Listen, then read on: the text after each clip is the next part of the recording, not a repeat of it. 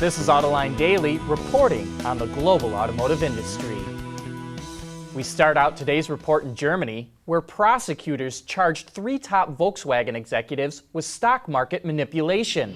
That includes the chairman, Hans-Dieter Poch, the former CEO, Martin Winterkorn, and the current CEO, Herbert Diess.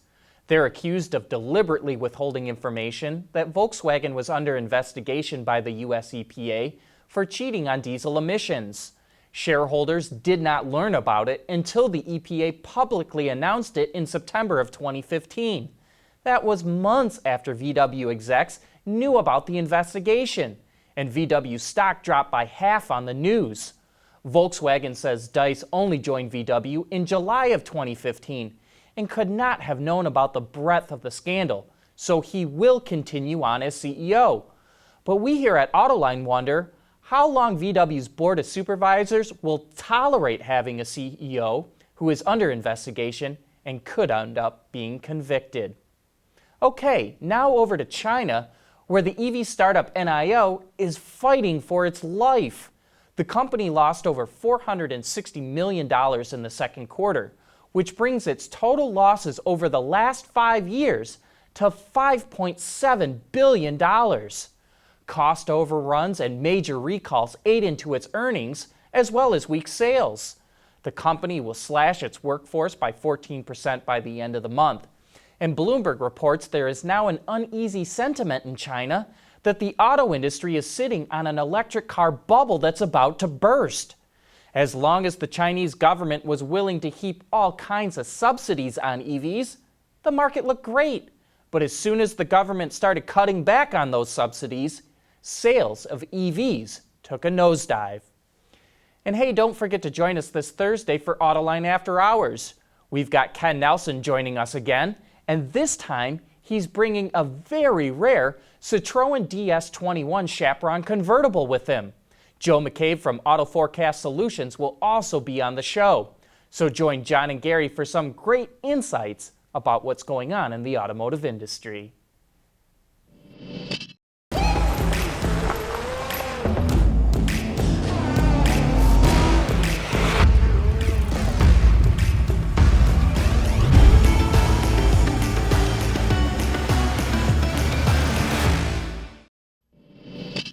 At the Frankfurt Auto Show earlier this month, Honda announced it would electrify its entire European lineup by 2025.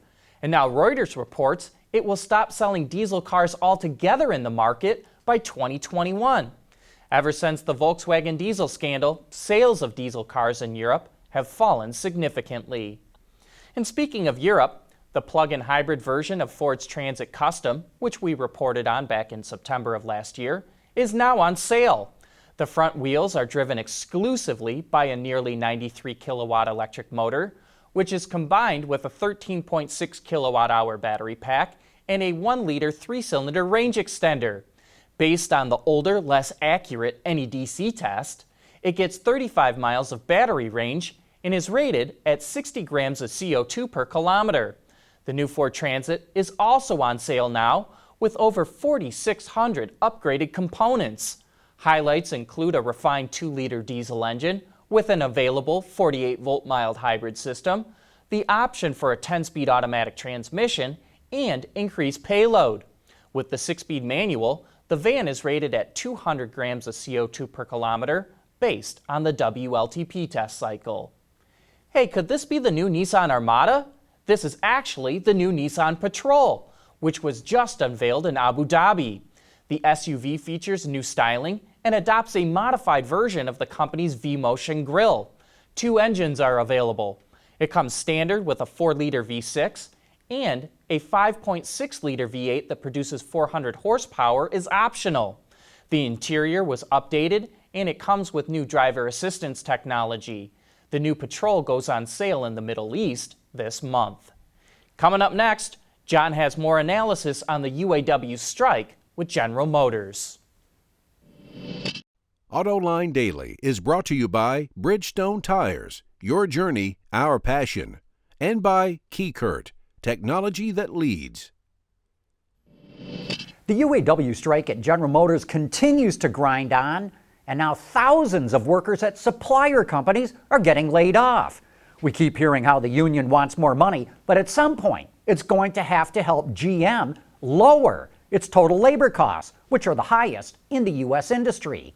One area that's ripe for improvement is the absenteeism rate at GM's plants, which is unacceptably high. Get this, GM averages 12% daily unscheduled absenteeism at its plants, what I call AWOL workers. Look, a typical assembly plant has about 2,500 hourly workers, which means about 300 people don't show up for work every day without any advance notice. That forces GM to hire that many more people just to cover those who don't show up. Non-union plants, like at Honda in Ohio, don't tolerate this kind of unscheduled absenteeism. You pull a move like that a couple of times, you lose your job. I fully support the UAW workers' desire to make more money, but in labor negotiations, there's got to be some give and take. And the UAW has got to address this chronic absenteeism for which there is zero justification. Anyway, with that, we wrap up today's report. Thank you for watching.